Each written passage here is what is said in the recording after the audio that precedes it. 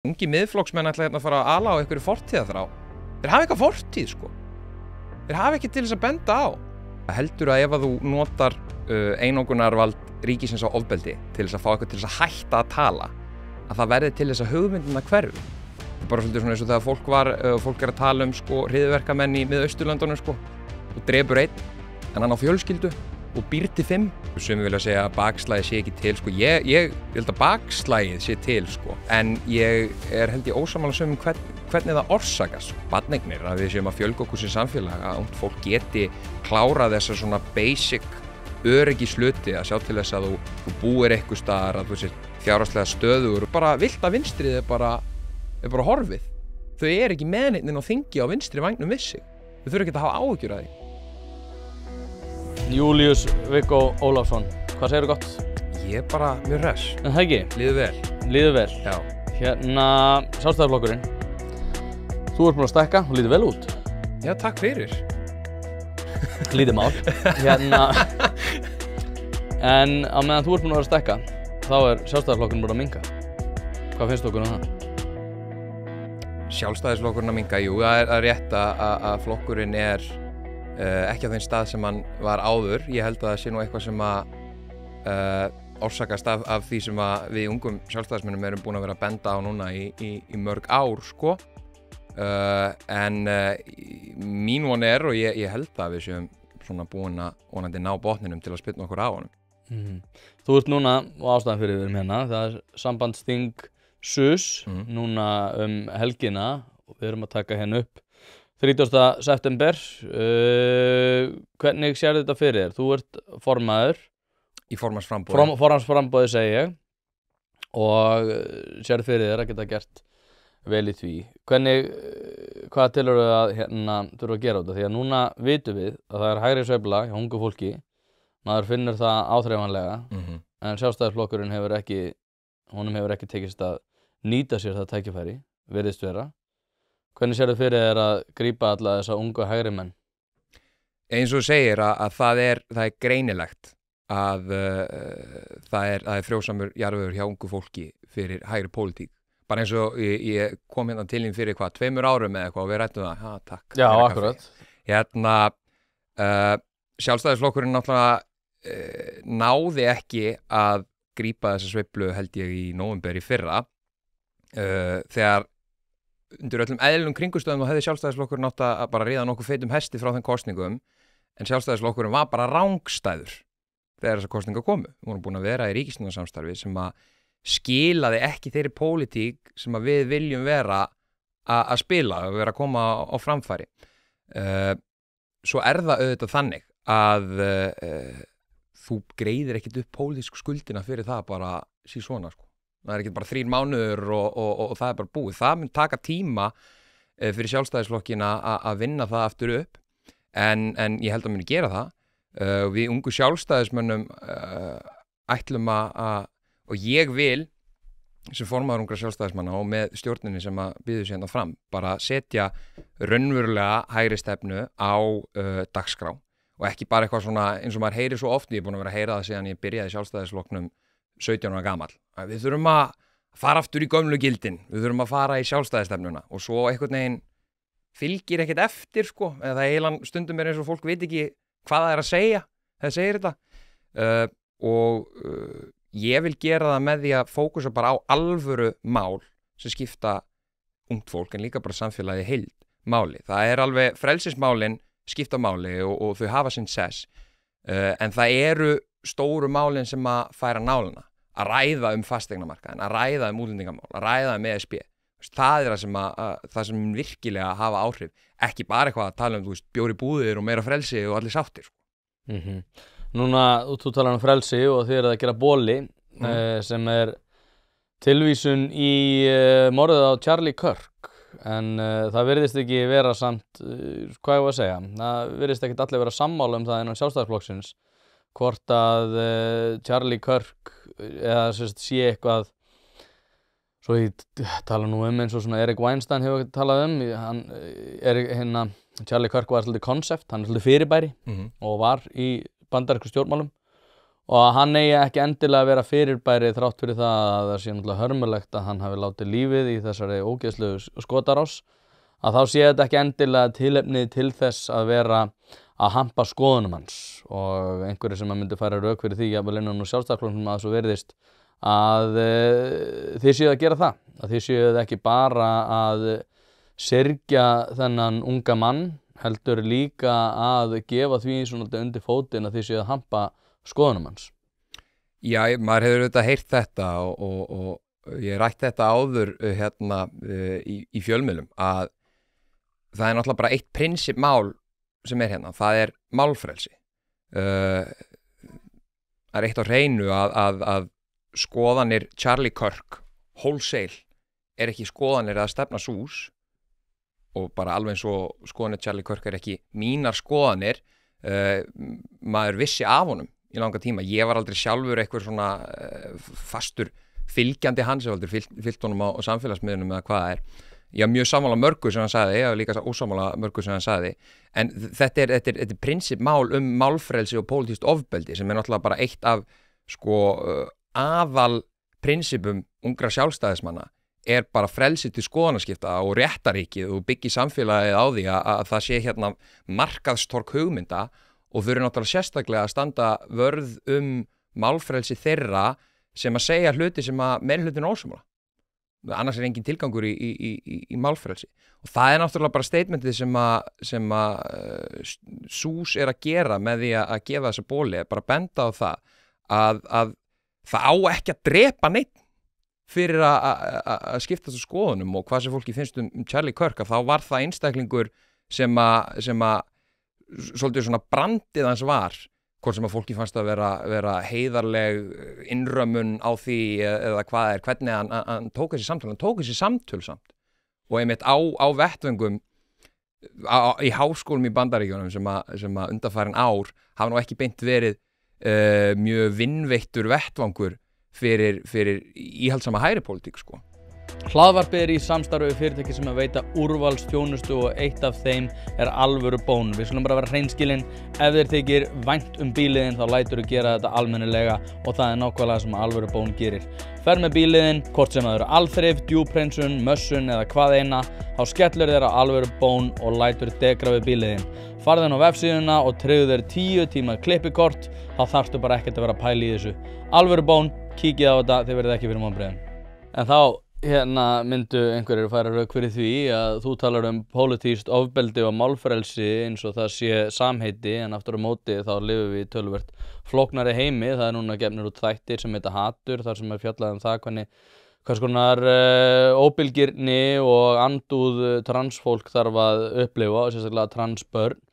Við búum náttúrulega bara í breyttum heimi, við erum með interneti þar sem að fólk getur mokað fúkyrðum í allskyns minnihlutahópa. Páll Óskar hefur núna verið að fjalla þessi mál og talar einmitt þau fúkyrði sem að enginn vill gefa gaum, eins og hann fjallar í sínu lagi. Þið talið hérna ungir sjálfstæðismenn með miklum einfeldingshætti að þetta sé bara algjört samheiti, frelsi og málfrelsi, en aftur á móti þá verður að gera grein fyrir því að þegar að þú ert að tala þitt málfrelsi í samhengi við Charlie Kirk, að þá var hann andsnúinn tilvist transfólks, gerði lítið úr þeldökkum, gerði lítið úr konum, og þetta er augljóslega eitthvað sem að þó svo að þið séu ekki að segja að þetta sé eitthvað allt sem að þið eru sammála, að þá eru þið með ykkar einfeldingshætti að hampa ákveðinni andúð gegn transfólki, minnihlutahópum, þeldökkum og jaðarhópum, með einmitt vísan til þess að þið hafa málfrelsi til þess að drulla yfir þessa hópa. Nei, bara nei, við erum ekki að hampa því, og þetta er náttúrulega mjög einmitt, ég skil það að þú ert að reyna að setja upp eitthvað svona anti í málstað hérna, en þetta er bara, það er hægt að tína saman fullt af svona rökum sem að leita í það að höfða til svona bara góðmennsku í fólki, til þess að reyna einmitt færa rök fyrir því að einmitt það sé svona meiri núansar við málfrelsi. Ég sé enga núansa í málfrelsi. Þetta er bara prinsip. Það að þú getur ekki mætt því að fólk sé með ef þú upplifir fólk vera með vondarskoðanir og það eitthvað sem náttúrulega bara byggist á því hvernig þú metur þar meðan við þinn svona siðferðslega kompás, það bara ekki praktískt, þetta bara spurning praktík á rekstur samfélags að ætla einhvern veginn að reyna að banna fólki með valdi að segja eitthvað. Ef að það bókstaflega ekki beinar hótanir á ofbeldi eða eins og fólk segir að öskra eldur í fullu í fullu leikhúsi eða hvað í fullum sal, þar sem að það mun bókstaflega bara verða til þess að fólk verður lendir í beinni hættu, að þá skilar það ekki árangri að einmitt ætla að koma í veg fyrir málfrelsi fólks allt í lagi að fólk hafi skoðanir á hvað þú segir og útskýr það, en það það þessi díalógur sem skiptir máli. En mér finn svona einmitt með þessum málflutningi þá fólk svolítið svona að reyna að höfða til þess eins og hefur verið umræðum að reyna að koma á einhvers konar löggjöfum hatursorðræðu og sjá til þess að fólk sé ekki að segja hitt og þetta. Það skilar ekki settu marki.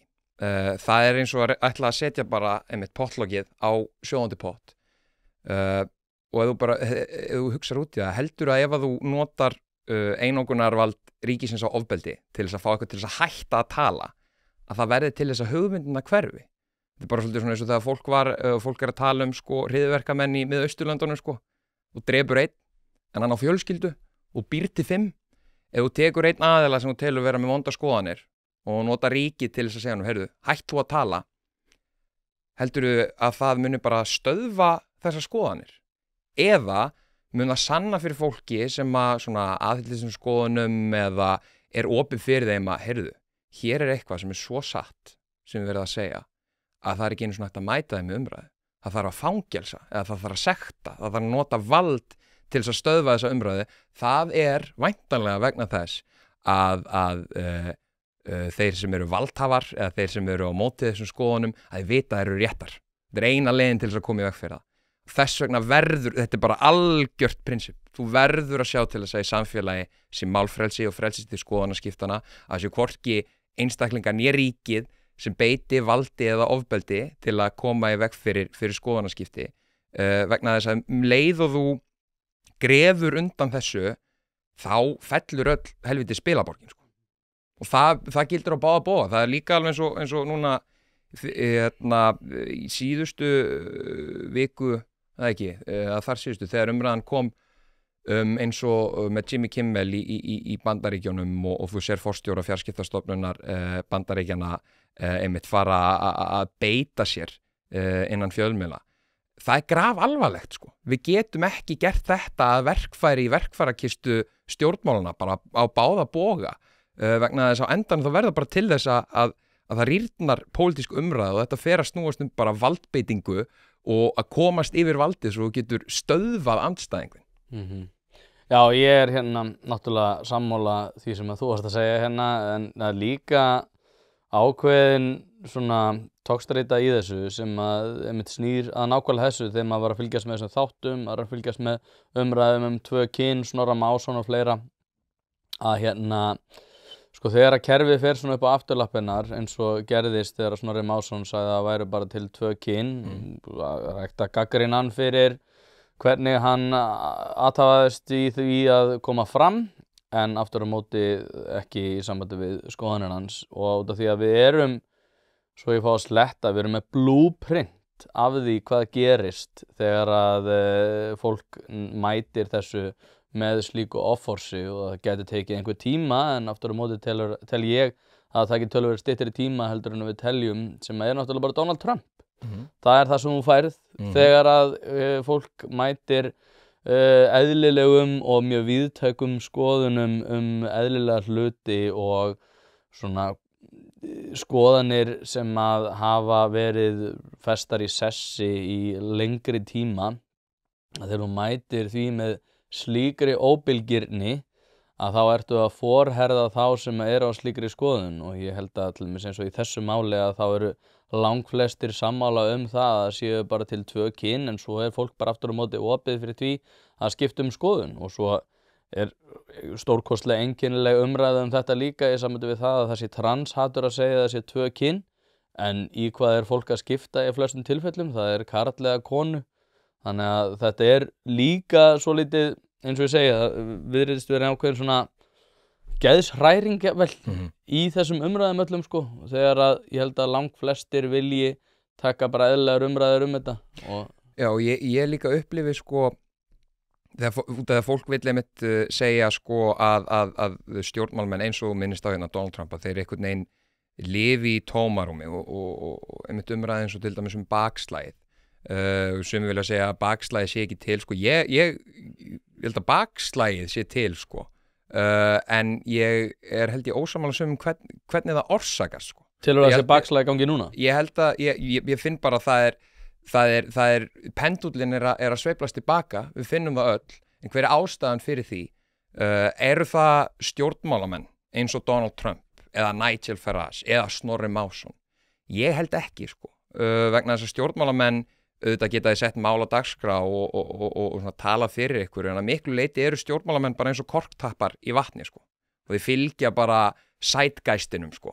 Það sem að hefur virkilega áhrif það eins og í þessu tilfelli hjá hún Snorra, það sko viðbrögðin hjá mörgum aðilum þegar eitthvað gerist, þegar eitthvað segir eitthvað, eins og eftir þetta Kastljósviðtal. Jú, hann var held ég helst til og hastur og greip oft fram í og var væstur sko, en það sem hann sagði einmitt, ég held að bara mjög margir ef ekki meirihluti í íslensku samfélagi sé bara miklu leyti sammála því sem hann sagði allavega hann að hluta til, en viðbröðin frá mörgum var bara nánast eins og Adolf Hitler hafði skriðið upp úr sko byrginu inn í efstaleiti og farið að tala í ríkisútvarpinu, og þegar það koma svona ofsafengin viðbrögð og þú veist, einmitt allir stjórnmálamenn keppast við að fara á Facebook og skrifa hérna eitthvað status og leggja einhverja tillögun í borgarstjórn og ég veit ekki hvað og hvað, að þá sko einstaklingurinn sem ekki, sem bara leikmaður, manneskjan á gólfinu, sem sér bara Snorri að segja suma hluti sem hún sammála, og fólkið sem ósammála Snorra, það bara fer í eitthvað kast, þá hugsa þessi einstaklingur bara, ég samsvara mig ekki með þessu fólki sko. Þannig að ég held að með þessi ofsafengnu viðbröð alltaf, þú ferð alltaf bara í 7. gír þegar þú mætir þessari umræðu, að þá skilar það öfugum árangri, og það verður til þess að fólki sem skiptir máli í öllum samfélagsmálum bara leikmennir, það fólki sem bara hluti af þessu samfélagi og bara að lifa lífinu sínu. Það ekki fólki sem nú þegar forheldur sínu skoðunum sko. Það gefin stærð, það fólki sem getur skipt á milli. Þú missir það bara frá þér og þú missir það einmitt til nákvæmlega einstaklingsins sem að þú ert að mótmæla svona mikið. Hlaðvarp í samstarfi við heitirpottar.is, hvort sem þið vantar saltvatnspott, hitaveitupott, kaldan pott, sánuklefa eða hvað eina í heita pottinn, þá ferð þú inn á heitirpottar.is og lætur græja þig. Þjónusta á uppsetningum all land og nú jafnvel hægt að fá sér smíðaðan sánuklefa, þar sem að þú færð sánuna nákvæmlega eins og þú vilt hafa hana. Það ekki hægt að setja verðmiða á heilsuna eða samverustund með fjölskyldunni og því mikilvægt að huga að báðu og það nákvæmlega það sem að heitirpottar.is auðvelda þér að gera. Hvort sem þú ert að endurnýja gamla pottinn eða gera þetta frá grunni, þá getur þú sendt skilaboð á netinu eða bara einfaldlega kíkt í verslunina að Fosshálsi 13, en þar opið alla virka daga milli 10 og 17 og á laugardögum milli 10 og 14. Ekki drolla við þetta, þú veist að þið langar í heitan pott og sánu heimtíðin, heitirpottar.is græja þetta fyrir þig. Já, það annað líka sem hægt að segja í þessu, sem að við erum með mjög sérkennilegar skilgreiningar á það hvað sé að vera öfgamaður, eins og í dag, og ég nefnir þessa bók mjög oft út af því ég tel að fólk ætti að lesa hana þó þetta sé svolítið doðrantur sem Age of Extremes eftir Eric Hobsbawm sem að marxisti í grunninn en fjallar mjög skilmerkilega svona öfgahreyfingar 20. aldarinnar sem höfðu náttúrulega gríðarleg áhrif á öll stjórnmál, að ég tel sko að þegar maður les þessa bók líka þá svolítið komískt að hugsa til þess hvaða skilgreiningar við berum á öfgamenn sem að við teljum vera öfgamenn í dag. Öfgamaður bara einhver sem að telur að ríkisafskipti séu helst til of mikil og telur að það séu til 2 kyn og telur að það að ákveðin gildi séu ósamrýmanleg þeim sem eru hér á landi í samhengi við það að við séum að taka á móti of stórum hópum sem eru allt öðruvísi menningagildi. Þetta hefði ekki verið skilgreint sem öfgamaður fyrir aðeins örskömmu en aftur á móti þá í dag það bara orðið eðlilegt viðbragð og jafnvel sko maður er hlustað aðeins á Konstantin Kisin fjalla þetta sko að þetta líka ákveðin hætta þegar við erum byrjuð að vera svona rosalega hvað að segja, laus í taumunum það hvað sé skilgreint sem fasistur sko því að eðlilegt viðbragð við það ef það væru fasískar hreyfingar væru að taka upp vopn og reyna að berjast gegn þeim. En við erum með stórkostlega sérkennilegar hugmyndir það hvað sé að vera fasisti og öfgamaður sko. Og ég hef jafnvel verið kallaður fasisti af svona einstaklingum sem að ég almennt sé hef borið ákveðna virðingu fyrir. Líka eins og Þorsteini Voff sem að ég ber minni virðingu fyrir. En svo aftur á móti, þú veist, þetta rosalega svona sérkennilegt andrúmsloft og það að tala innflutta orðræðu. Það ekkert jafn innflutt eins og þessi orðræða sko. Já. Nei, 100% sko. Mér finnst alltaf mjög fyndið þegar einmitt fólk allar að vera að tala sko innflutta orðræðu og þú sérð bersýnilega á þeim að þau ganga ekki eftir sko aðstæðum í íslensku samfélagi eða íslensku raunveruleika. Þetta bara sko bandarísk kynþáttapólitík og hvað það bara frá sko þessum frá vinstri vangnum sko. Ég veit það. Svo maður að tala íslenska menningu í þessu samhengi sko, þá það innflutt einhverjum óskiljanlegum ástæðum en svo eins og þú segir sko, ég var náttúrulega í skóla í Bandaríkjunum árið 2016 og þá var þetta ekki mikið komið hingað til lands. Náttúrulega svona var upp úr 2017, náttúrulega sprakk upp svolítið 2020, 2021. En eins og þú segir sko að þegar maður er að tala íslenska menningu í samhengi við stórkostlegar breytingar sem allir eru að taka eftir að þá það innflutt sko og maður já. Þú veist, mér finnst það bara sem eitthvað sem ólst upp á eins og til dæmis Suðurnesjum. Það finnst mér þetta alltaf fyndið einmitt svona, þetta þessi svona quintessential, ég veit ekki, vesturbæjar svona stemming einstaklingur sem að svo upptekinn af sko óréttlæti samfélagsins en svo verndaður frá raunveruleikum svona raunverulegum erfiðleikum í íslensku samfélagi að hann skilur ekki hvað hann að takast á við sko. Eins og dæmi eins og ég verið að tala einu svona bandaríska kynþáttapólitík sem hún flytur inn til Íslands og talar sko hörundlit á fólki og jú, ég held að það hefur auðvitað áhrif á hvernig þú upplifir því í samfélaginu en til dæmis hörundstökkur einstaklingur sem elst upp í Vesturbænum í Reykjavík og bara fullkomlega alinn upp sem Íslendingur og bara Íslendingur menningarlega og hvað heldur að hann eigi erfiðar uppdráttar en til dæmis pólski strákurinn sem flutti í 7. bekk til Íslands með foreldrum sínum sem tala bara pólsku og kemur inn í háaleitiskóla á Ásbrú og þarf að finna sig í þeim bekk og finna sig í samfélaginu. Auðvitað, þú veist, ég hef bara séð þetta persónulega, bara þegar ég var í grunnskólanum í Sandgerði, bekkjarfélagi mínir, þetta svo mikið erfiðari bolti að takast á við, sko.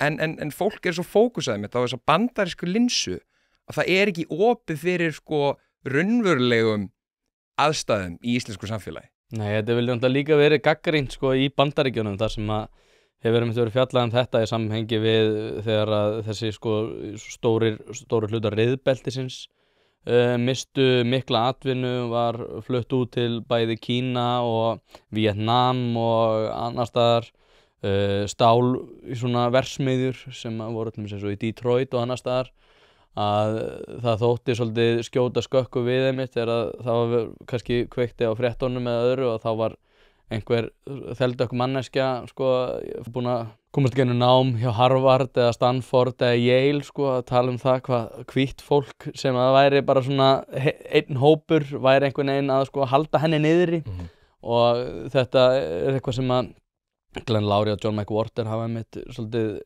bent á að hafi verið stór þáttur í því að að sigri Trumps sérstaklega 2016 en svo aftur núna 24 og og ég held að þetta sé rétt einmitt eins og þú nefnir sko að en svo aftur á móti þá bendir fólk á já en sko þú verður að athuga það sko að þeldökki liturinn sko bætist við ofanálag, að það eru líka þeldökki sem að búa við verri kjör en það að vera þeldökkur bætir einhvern veginn þessu ofan á allt hitt og þá náttúrulega berst það ekki við þau rök einmitt að fólk býr í mismunandi samhengi eins og þú vorst að segja Vesturbæinn, en jafnvel ef við tökum inn þetta dæmi sko þar sem við erum að tala að fólk svona, sumir eru lágvaxnari, sumir eru þeldökki, sumir eru öðruvísi og þá erum við einhvern veginn orðin einhver svona sjálfstæð algebru dæmi sko þar sem við eigum að móta okkur inn í forréttinda píramídan sko sem náttúrulega kendur hjá Reykjavíkurborg. Og við sem orðin einhver svona algebrudæmi sem eiga að vera sko leiðarvísir yfir því hversu mikið þú átt að fá upp í hendunar í stað þess að við séum bara berjast undir sama svona sömu stöðlum sko.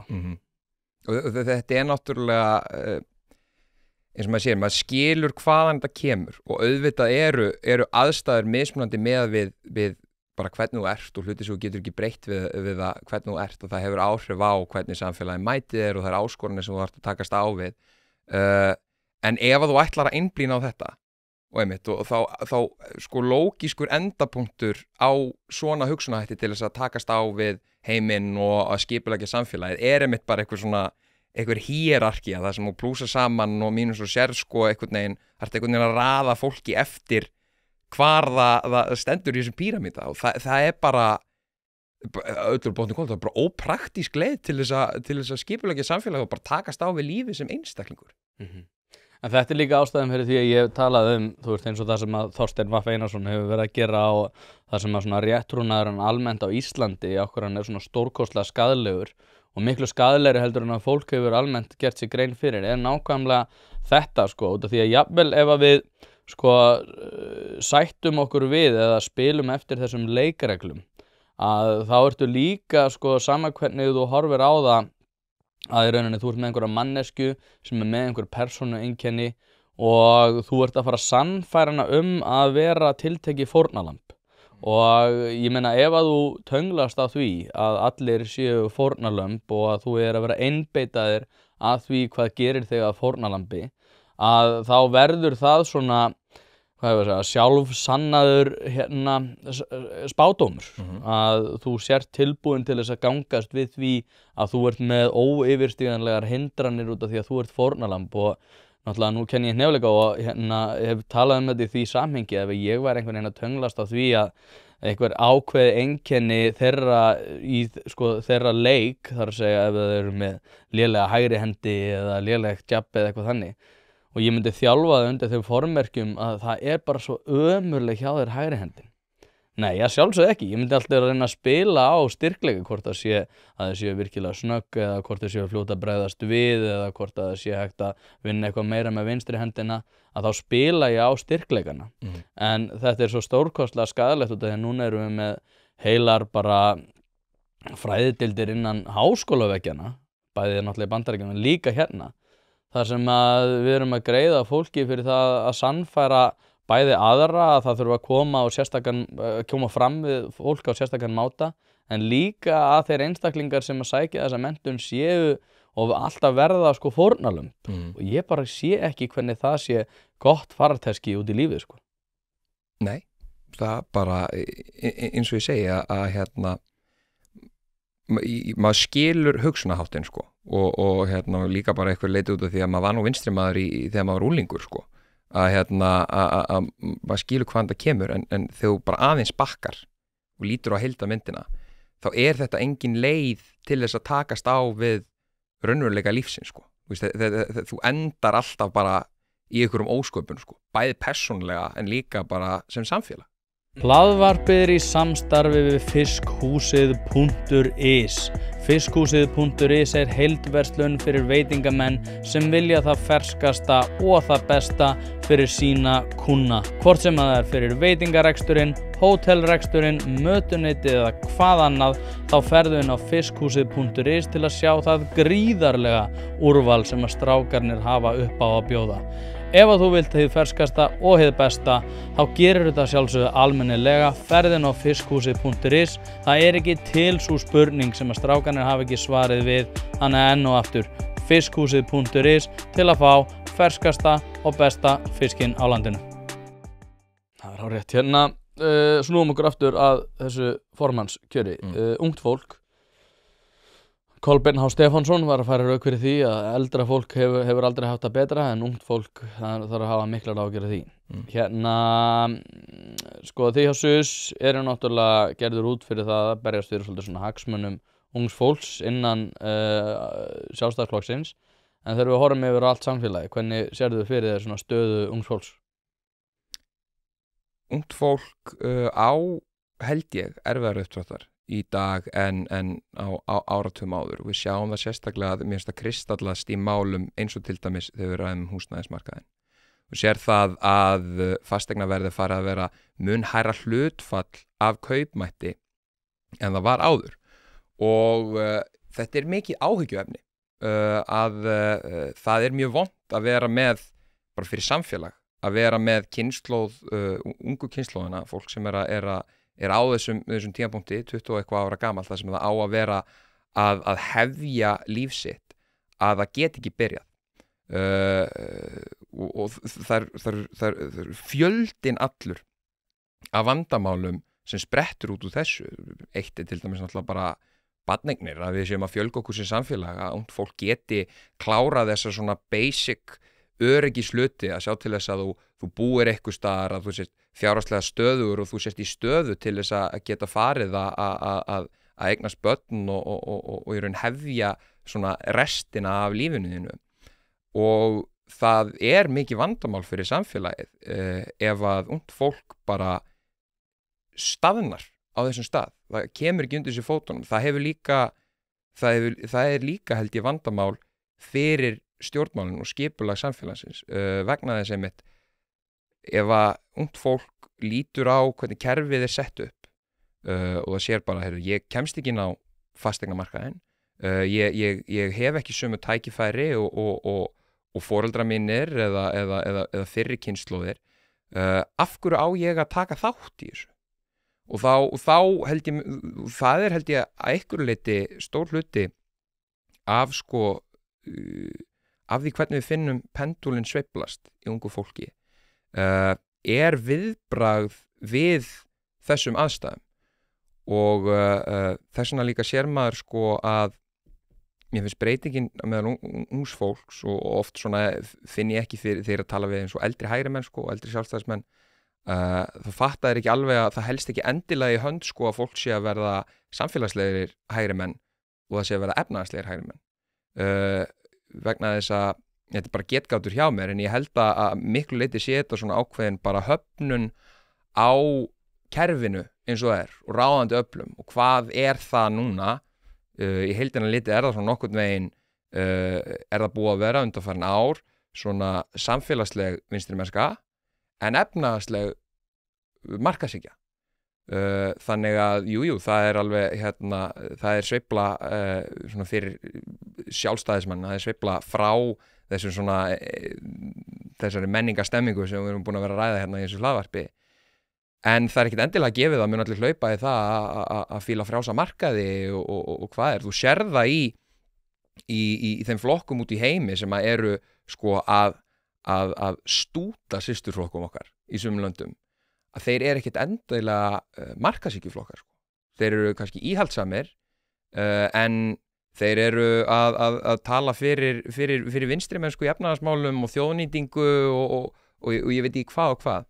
Þannig það er ábyrgðaratriði held ég fyrir samfélagsstofnanir eins og til dæmis Sjálfstæðisflokkin að gera sér grein fyrir að þeir upp á það að missa ekki ungt fólk frá sér, að missa ekki umræðuna frá sér, að þá þurfa að takast á við vandamálin eins og þau eru, takast á við umræðuna eins og hún frekar en að forðast hana sem að ég upplifa að margir hafa verið að gera undanfarin ár. Þor ekki að tala erfið mál, þorðu ekki að tala útlendingamál eða taka djúpt í árina þar vegna þess að þú bara það stökkva allir á þig og það er betra bara að forðast umræðuna og þá missiru fólk út á jaðarinn til þeirra sem að bara þora að taka umræðuna. Akkurat, það er eitthvað sem að Solzhenitsyn fjallar í Gulag Archipelago, þar sem hann fjallar nákvæmlega þessa svona togstreitu umræðu og sko þegar fólk einhvern veginn farið að eiga auðveldara með að tala hlutina, það setja þetta oft í svona eitthvað svona komískt samhengi, maður finnur rosalega mikið fyrir þetta í íslensku samfélagi þegar til dæmis útlendingaumræðan ber á góma sko, þó svo að fólk sé ekki tilbúið til þess að tala það hreinskilnislega, að þá held ég að við séum komin til dæmis í algjöran pólitískan ófrávíkjanlegan farveg þar sem allir hælisleitendakerfinu verður lokað. Það skiptir engu máli hvernig við tölum þetta eða hvaða flokkar grípa þetta. Það náttúrulega gerir ráð fyrir því að miðflokkurinn muni grípa þetta, en við kannski ræðum það betur eftir smá. Að einmitt, það skiptir engu máli hvernig við ræðum þetta mun bara þetta pólitískur ófrávíkjanleiki, ef það er orð. En það er margt að hugsa í þessu sko að já, eins og þú segir að með þessi sko stanslausu, bara upprisu allra þessa hægri flokka, þá er frekar magna að fylgjast með þeim, að þeir eru ekki á þeim buxunum að sé einfaldlega svona efnahagslega hægri stefna sem að verði ofan á. En aftur á móti var ég til dæmis að fletta því upp og þetta er eitthvað sem er alþjóðlegt líka að fjárlög, ég gerði svona gervigreindalista og komst reyndar að því að maður eigi ekki fullkomlega að reiða sig á gervigreind út af því að hún getur líka flett upp bara einhverjum bulltölum, en það var eins og þetta skoða fjárlög undanfarin ár og 2019 og þá voru þetta minni með 893 milljarðar og í dag þeir að sleifa upp í 1600 sem að því það eru náttúrulega svona tvöfaldast og það er náttúrulega eins og Milton Friedman sagði að þá er sko pólitískt frelsi háð efnahagslegu frelsi og núna er efnahagsstefnan orðin helsi. Það er alveg ótrúlegt að fylgjast með því hvernig opinberum fjármálum er háttað og við erum með risastu stöpla eins og kulnun sem er bara eitthvað, algjör brandari þar sem að flestir sem að sækja kulnun eða komast í veikindaleyfi eru ekkert í kulnun. Það er held ég í kringum 14% samkvæmt tölum virk. En það þorir náttúrulega enginn að grípa þennan bolta. Einhverjum er að segja við mér reyndar að þetta sé mögulega út af breytingaskeiði kvenna og hafa að gera með það og ég veit að þú vilt grípa þann bolta núna eftir smá. en við erum með svona risastöpla eins og Lilja Alfreðs var að segja við mig að það var ósætti með eins og útlendingamálinu þegar þetta voru 500 milljónir og núna er þetta að fara að slaga upp í 40 milljarða og er örugglega nær eins og Bergþór Óla er búinn að segja 100 milljónir en ef við myndum taka allt í samvættu við heilbrigðiskerfið og fleira sem hefur með þetta að gera og náttúrulega leigubílaferðir og annað sem er inn í þessum tölum en samt ekki einhvern veginn í beinum kostnaði. Þannig að það er svona, ég held að sé auðvelt að grípa þennan bolta eins og við vorum að nefna í byrjun út af því að það er rosalega margt sem hægt er að breyta til batnaðar en það mun krefjast ákveðin svona, pólitísk hugrekkis. Telur þú að svona SUS geti verið einhvers konar leiðarljós í þessum efnum að vera svona samviska flokksins og ídónum út í þessar augljósu breytingar sem að þarf á að halda og þá kannski taka fylgi af miðflokknum? Ég vona að ungi sjálfstæðismenn verði leiðandi í því að tala fyrir þeirri pólitík sem að við teljum sjálfstæðisflokkin eiga að vera að tala fyrir í heild. Og auðvitað er það gömul tugga, en það er vegna þess að það er rétt að ungi sjálfstæðismenn eru samviska sjálfstæðisflokksins. Oft á tíðum að þá er það í þeirri birtingarmynd að sjálfstæðisflokkurinn er í ríkisstjórn, er að málamiðla og gefa frá sér eitthvað mál til þess að reyna að reka hérna samfélagið og ungi sjálfstæðismenn eiga að sjá til þess að halda flokknum við efnið, að halda flokknum við stefnuna út af því að því miður að þá stundum missi sjálfstæðisflokkurinn boltan þar sko og er of upptekin að því að viðhalda því að hér sé ríkisstjórn og kannski missir sjónar af því að vera að sjá til þess að það sé tilgangur í því að við séum í henni. Núna er sjálfstæðisflokkurinn í minnihluta og það er einstakt verkefni fyrir unga sjálfstæðismenn. Það gerist ekkert það oft að svo sé staðan. Þá sé ég einmitt unga sjálfstæðismenn hlutverk okkar verður það að vera leiðandi í umræðunni að sýna fram á hver svona stefnan sé hjá ungu fólki og vera leiðandi í að innleiða þær hugmyndir sem að við teljum vera réttar fyrir íslenskt samfélag og tala alvöru pólitík, ekki bara vera ungi sjálfstæðismenn og sitja í einhverjum embættum og það alltaf alveg fínt og ég formaður ungra sjálfstæðismanna og hvað það en ekki segja neitt sko. Við þurfum það á að nota þetta til að segja eitthvað og ungi sjálfstæðismenn hafa sinnt því hlutverki í fortíðinni að hugmyndir sem hafa seinna með síðan komið upp í sjálfstæðisflokknum og haft töluverð áhrif í íslensku samfélagi hafa byrjað í ungu sjálfstæðismönnum. Þegar Friðrik Sófusson var að tala bákni burt í ungum sjálfstæðismönnum á 8. áratugnum. Að seinna meira þá leitar það inn í stefnu sjálfstæðisflokksins og hefur áhrif á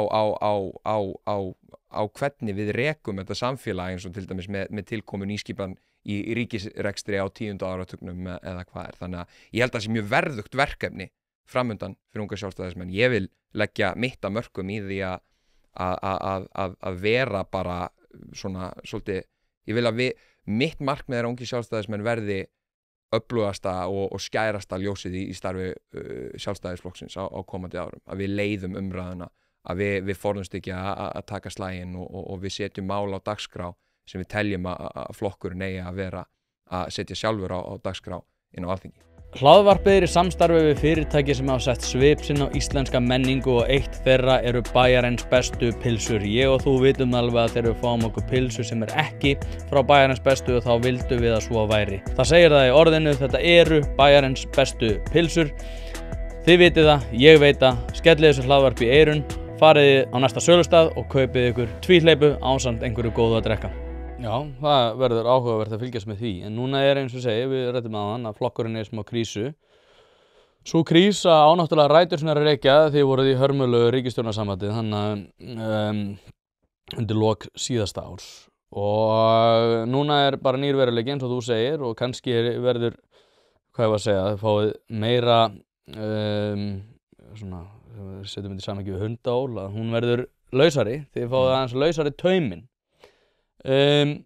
Sko, núna náttúrulega hefur sjálfstæðisflokkurinn verið að berjast eins og rjúpan við staurinn að reyna að sannfæra vinstrimenn að þeir séu nú alveg líka smá svona liberal og þeir séu alveg líka smá svona vinstri sinnaður og þeir séu líka, það er alveg ótrúlegt að fylgjast með þessu í staðinn, þetta er svolítið svona eins og þjóðkirkjan bara að berjast fyrir því að reyna að sækja eitthvað fólk sem aldrei að fara í kirkju. Sorry, þú hitti bara hérna á ramataug hjá mér sko, sem ég sæki messu sko. Þú verður að koma snær. Já, sorry, ég bara bugaður hérna. Ég sæki messu á hvernig sunnudegi sko, og það er alveg, stundum alveg agalegt að sjá einhvern veginn hvernig bara þjóðkirkjan er að hátta sínum málum sko, veit ekkert hverja þið að vera að höfða til sko. Stundum maður bara, þau eru ekki að höfða til okkar sem hafa áhugaði að mæta í messu. Menn Suðursundi þinni stjórn styðja biskupinn? Styðja biskupinn. Já. Ég meina að stefnasús núna, við minnumst ekki einu sinni á þjóðkirkjuna í stefnunni, það var nú áður að var afskilnaður ríkis og kirkju í stefnunni en ég sé nú enga ástæð til þess að fara eitthvað að tala einstaka embætti innan þjóðkirkjuna sko. Já, hún er samt ekkert eitthvað einstakt, hún er einstakt, hún er aðal. Ég meina, þú ert að segja að þú ert eitthvað ósáttur með stefnu þjóðkirkjunni, ég gerir ráð fyrir því að þú ert að vísa í biskupinn, þú ert ekki að vísa í þjóðkirkjuna sjálfa. Hún er búin að vera algjört leiðarstef í því að það sem að mörgum finnst og sérstaklega svona íhaldsmennu sem mæta í sunnudagsmessu vera það sem hefur verið að grafa undan stofnuninni. Þú ert til dæmis ósáttur með einhverja regnbogafána borða samhliða fatnaðinum, hlýtur að vera. Þú veist, ég ekki að ég veri mættur hérna til þess að ræða mín trúmál sko, en nei, mér finnst bara þjóðkirkjan yfir höfuð bara pínu á villigötum og ég held að það sé ekki eitthvað biskupinn, þú veist, það eru náttúrulega eldri hlutir sem eru í þjóðkirkjunni eins og þessi handbókanemnd sem að bara finnst mér á algjörum villigötum að reyna að breyta messuforminu og það er eldra mál sko en núverandi biskup, það er eitthvað sem að var sett á laggirnar undir Agnesi og mér finnst vera ranga forsendur hjá fólkinu sem að komið upp úr guðfræðideildinni sem er þar að leiða það verkefni en aftur að þú varst að ræða með sjálfstæðisflokkin í heild sko, að hverja við eigum að vera höfða til. Ég upplifa alveg á fyrir árum þegar maður var í starfinu þetta maður fann svolítið svona sjálfstæðisflokkurinn einhvern veginn ætla að höfða til breiðari hóps með því að vatna út stefnuna sko, og vera einhvern veginn geta verið eitthvað svona líka eitthvað vinstriflokkur light eða einmitt svona reyna að höfða inn á miðjuna og við sáum það bara að við mistum frá okkur að bara saxað á okkur í hægri vænginn og við bættum ekkert við okkur út af því að það eru bara aðrir sem eru betri í að vera vinstriflokkur en sjálfstæðisflokkurinn en auðvitað það sem sjálfstæðisflokkurinn á að vera náttúrulega þetta breiðtjald og við eigum að geta búið til breiða blokk sem það sem sjálfstæðisflokkurinn hefur sögulega alltaf verið af frjálslyndum og íhaldssömum sem eru sammála í grundvallaratriðum. Það þýðir líka að við þurfum að bera virðingu fyrir hvort öðru sko innbyrðis í flokknum.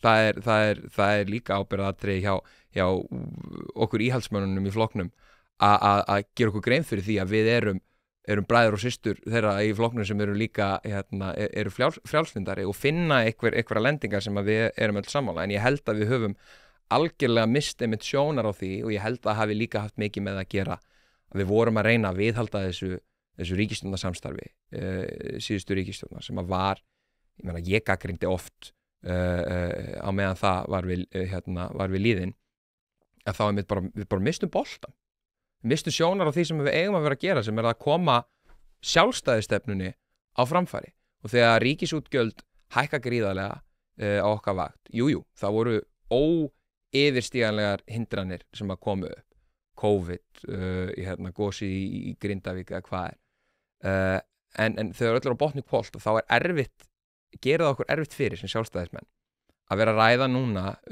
ríkisstjórn sem ég ósáttur með sko en í mörgum grundvallaratriðum þá hún ekkert voðalega öðruvísi en ríkisstjórnin sem var áður og í sumum atriðum að þá hún að ná málum á dagskrá sem að við hefðum viljað ná á dagskrá. Hún að vísu líka bara að taka fullt af málum frá ráðherrum til dæmis sjálfstæðisflokksins í síðustu ríkisstjórn og leggja þau fram.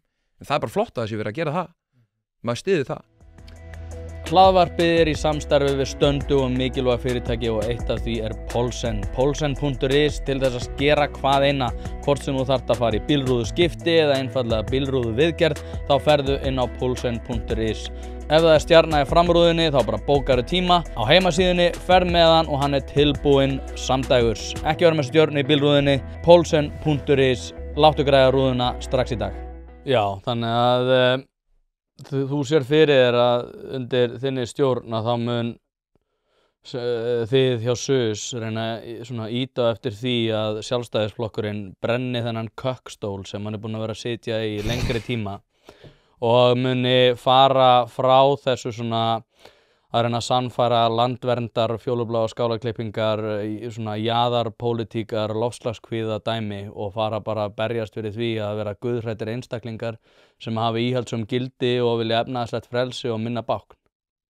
Já, ég meina grófum dráttum, já, en ég held bara að sjálfstæðisflokkurinn líka, það sem ég vil sjá bara einmitt sjálfstæðisflokkin finna svolítið hvað hann var.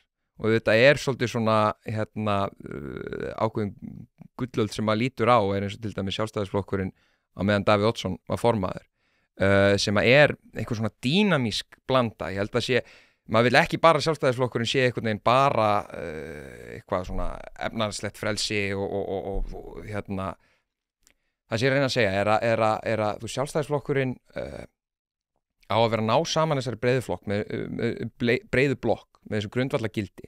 Hann á ekki að vera að gefa eftir í sinni stefnu á því hvernig við viljum sjá samfélagið skipulagt. En sjálfstæðisflokkurinn líka, hann á ekki að vera útilokandi fyrir svona breiðari samhengi samfélagsins. Sjálfstæðisflokkurinn má ekki missa tenginguna bara við menninguna, við listir, það er svona grundvallaratriði og þú sér það líka þegar sjálfstæðisflokkurinn var upp á sitt besta sko, að þá var Pálmi Gunnarsson og Sigga Beinteins og Gunnar Þórðarsson og hvað voru að koma að sko útgáfu skattalagsins hjá ungum sjálfstæðismönnum 1990. Þetta var bara toppurinn í menningarlífinu var þáttakandi í sjálfstæðisflokknum.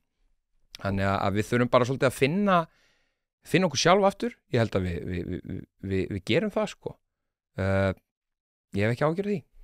Nei, en núna eins og fræktar orðið flokkurinn þríklofinn og tvíklofinn og ég veit ekki hvað og hvað maður að sjá svona einhverja sem almennt hefur talist stuðningsmenn Sjálfstæðisflokksins og opinberlega gera lítið úr því sem að Guðrún hefur verið aðhafast og finnst hún hafa verið of löt og ekki gert það nægilega vel.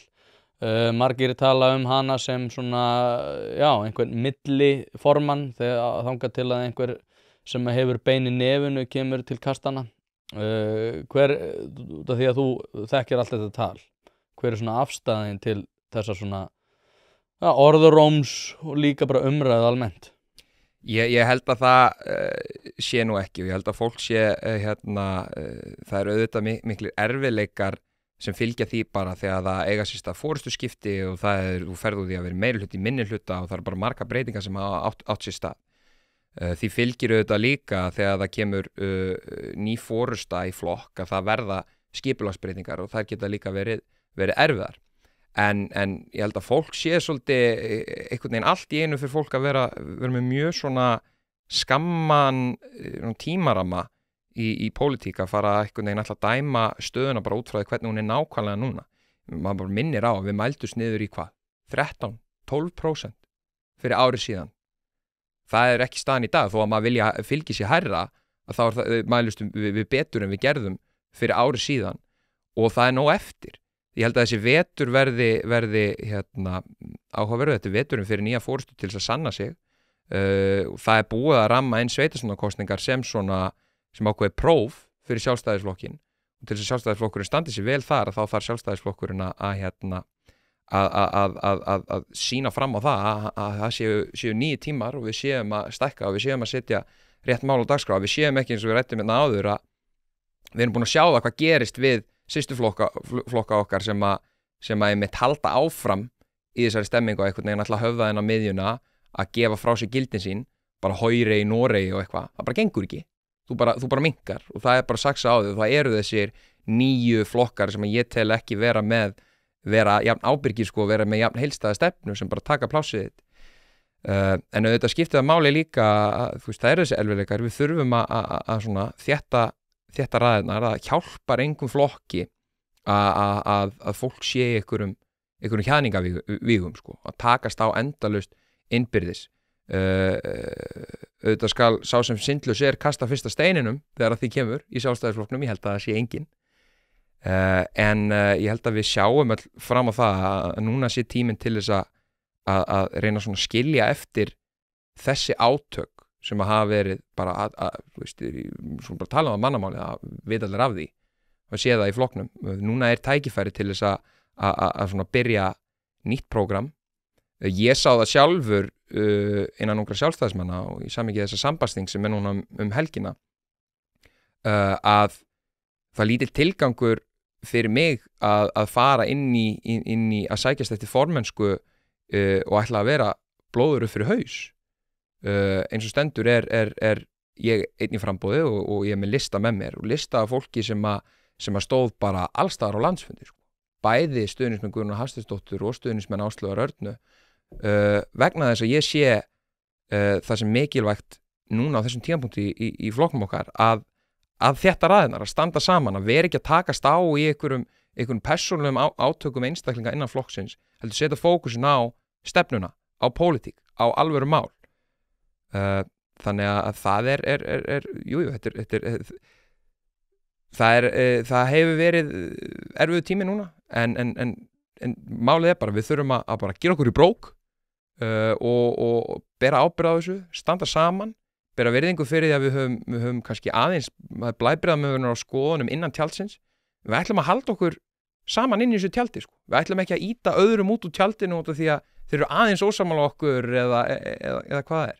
Þá er náttúrulega eins og þú ert búin að reifa hérna og nefndir einmitt áðan að hægri flokkar í Evrópu hafa bara verið að hríðfalla og það er bara út af einu máli og það er útlendingamálin. Og það var að mynd alltaf að tala um það, nei á Svíþjóð gengur vel, það var svona 2015 þegar Donald Trump var svona að tala um hérna hvað var að gerast í Svíþjóð og svo náttúrulega fór allt í klessu í Svíþjóð og þeir eru að lækka sakhæfishaldurinn í 13 og maður er bara algjörlega stjórnlaust galið. Bretar eru náttúrulega eins og Nigel Farage, ég held að hann hafi mælst inni með 344 þingmenn og Keir Starmer með 111 og sko kem í Badanac með held ég 54. Þetta bara svona tölur sem að ef einhver hefði giskað á þetta þá hefði maður getið fengið mjög góðan stuðul á einhverjum af þessum veðmálasíðum á að þetta yrði staðan. Sama hvort þú lítur. Meloni heldur áfram að rísa og rísa, hún er náttúrulega búin að taka mikla handbremsa á þessu.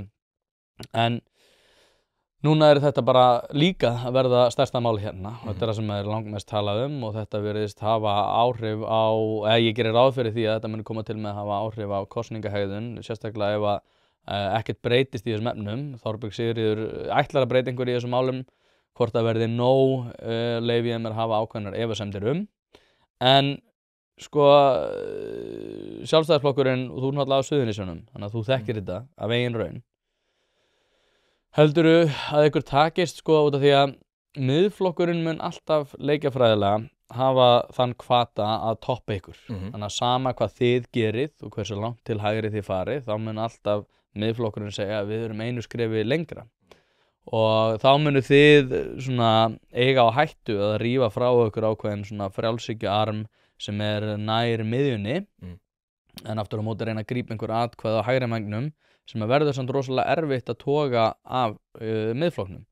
Þetta klemma sem að ég held að þið séuð í og ástæðan fyrir því ég nefni þetta í samhengi við Evrópu út af því að þetta stærsta kosningamálið, en þið munið aldrei koma til með að toppa Miðflokkinn. Þannig að svona, ef þú hugsar þetta leikjafræðilega, hvernig sérðu fyrir þér að þið munið leysa úr þessum, hvað segja, svona, að þið eru milli steins og sleggju, hvernig munið koma til með að leysa úr þessari klípu? Ég held að grundvallar mistök væri það að fara að líta á einhvern veginn þannig að við eigum að fara að spila okkur út frá því sko hvernig Miðflokkurinn er. Ef við lítum á útlendingamálin sem ég sammála að eru eitt af stærstu málunum sem eru að hafa áhrif á stjórnmálin núna í hinu vestræna heimi og munu hafa áhrif hjá okkur og við, eins og við bara öll finnum fyrir bara á þessu undanförnu ári hvernig stemmingin hefur breyst, hvernig við sjáum öryggi í samfélaginu okkar vera að breytast, hvernig kerfin að sligast undan þunganum, samfélagslegu áhrifin.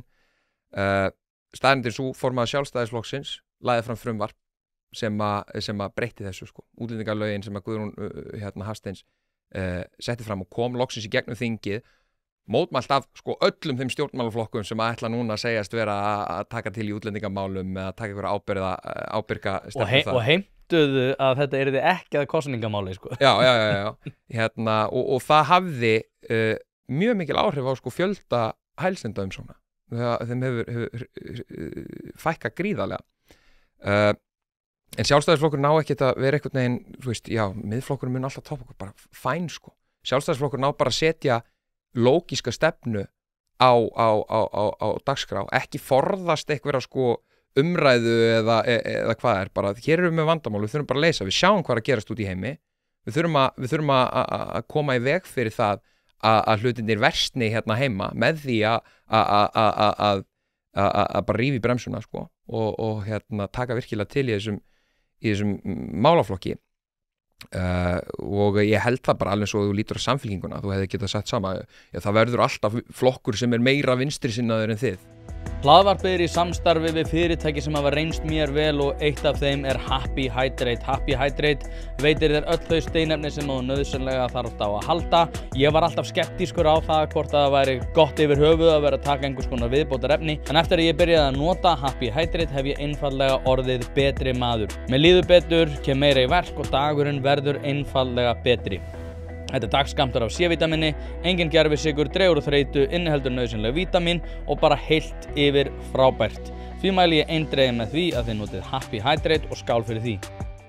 Samfylkingin bara, skulum gefa, ég alveg til í að gefa Samfylkingun það, það bara gamli kratinn tók yfir Samfylkinguna og ég kann mun betur við hann en sko Samfylkinguna fyrir 5 árum síðan, 10 árum sem var bara á okkurum algjörum villigötum. Og sér það með því að setja fram bara, þau að reyna að miða inn á einhverja lógík og praktík og að tala hluti eins og að rétta af ríkisfjármálin með það markmið að einhver tíman í framtíðinni vera með hallalaus fjárlög og hvað Þau eru bara, þú veist, bara vilda vinstrið bara horfið. Þau ekki meðneitin á þingi á vinstri vægnum við sig. Þau þurfa ekki að hafa áhyggjur af því. og ég held að sé bara eins með sjálfstæðisflokkin, við eigum ekki að vera eitthvað að pæla í því sko hvað miðflokkurinn sem mun alltaf topp okkur í útlendingamálum en mun líka vera að tala fyrir stofnun ríkisolíufyrirtækis og stofnun áburðarverksmiðju ríkisins og hvað þeir eru að gera. Við höfum bara að vera með góða stefnu og það mun bara endurspeglast á í fylgi held ég sko. Þannig að þú ert með svona, hefur séð John Hamm í Mad Men þegar hann er í lyftunni og gaurinn er að drulli yfir hann og hann segir I don't think about you at all. Svolítið þannig stemming að þið munið ekki einu sinni pæla í því hvað miðflokkurinn er að gera. Ég meina auðvitað pæla maður í því hvað aðrir í stjórnmálum er að gera en ef að sjálfstæðisflokkurinn ætlar að vera leiðandi í stjórnarandstöðu og vera leiðandi stjórnmálaafli í íslensku stjórnmálaumræðu þá er ekki aðalmálið að vera sko fylgjast með hvað mun miðflokkurinn gera. Þeir eru bara við gerum okkar og miðflokkurinn má bara, ef hann ætlar að vera sammála, frábært. Ef hann ætlar að ganga lengra, bara all right, þið megi gera það. En við ætlum að vera með stefnu sem við teljum vera rétta. Þið eru ekki að hugsa hvað einhver smáflokkar á hægri magnum séu að gera? Ég meina, ég sé ekki tilgang í því að ganga einhvern veginn að vera í stjórnmálum út frá því að hafa áhyggjur af því hvað miðflokkurinn er að gera, hvað Viðreisn er að gera sko. Þetta eru bara tveir aðrir flokkar. Ég held að við þurfum bara að huga að því hvað hefur sjálfstæðisfólk á Íslandi sem er mun fleira að mínu mati en segist núna ætla að kjósa sjálfstæðisflokkin hvaða stefnu hefur það áhuga á? Ég held að sjálfstæðisflokkurinn sé með mun betra case sko en miðflokkurinn. Og þegar miðflokkurinn er að reyna að ala á einhverju fyrsta lagi þá bara blæs hann eins og vind að blása og jú, vind að blása til hægri núna og þá blæs miðflokkurinn til hægri sko. Framsóknarstefnan? Já, þú veist, hann hefur enga stefnu, hann hefur enga festu eða enga sögu. Ég meina, ungi miðflokksmenn ætla að fara að ala á einhverju fortíðarþrá. Þeir hafa enga fortíð sko. Þeir hafa ekki til þess að benda á. Þannig að nei, þú veist, miðflokkurinn bara gerir það sem miðflokkurinn vill sko. Já, við sjáum til hvernig þetta fer. Júlíus Viggo Ólafsson í formanns frambóði fyrir SUS sem að verður núna helgina. Eitthvað sem þú vilt koma að framfæri það þing. Ég gerir það, sko þessi þáttur mun koma út, ég ætla hann að gefa hann þetta í dag. Þannig að hann mun koma rétt út fyrir helgina. Er fólk í boðið að koma að þessa ráðstefnu eða er þetta lokuð ráðstefna? Sambandsþing SUS er svona eins og landsfundur ungra sjálfstæðismanna og það hann svona fer að miklu leyti eftir sambærilegu kerfi þar sem að félögin fá úthlutað sæti og þau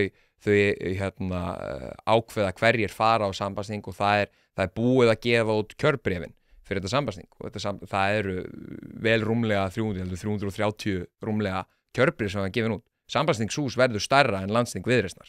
Ég lofaði því sko. Og það sýnir fram á kraftin sem er í ungu sjálfstæðismönnum. Þetta er fyrsta þingi í 42 ár sem er í Reykjavík.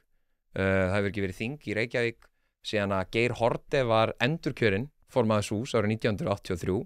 Við verðum í gamla Landsbankahúsinu á Austurstræti og ég finn bara að það er gríðalegur áhugi, það er gríðaleg stemming. Spurning hvort það verði komið á einhverju gestapassa-systemi fyrir fólk sem að vill vera viðstatt en það verður vísu ekki hægt að gefa fleiri einstaklingum atkvæða kjörbréf á þetta sambandsþing. En ég held að ungi sjálfstæðismenn muni lita bæinn bláan núna helgina og ég held að það verður mikill kraftur í þessu sambandsþingi. Það mun ekki fara fram hjá neinum að ungi sjálfstæðismenn séu komnir saman og að við séum að fara að leiða umræðan. Gangið vel og þangað til næst.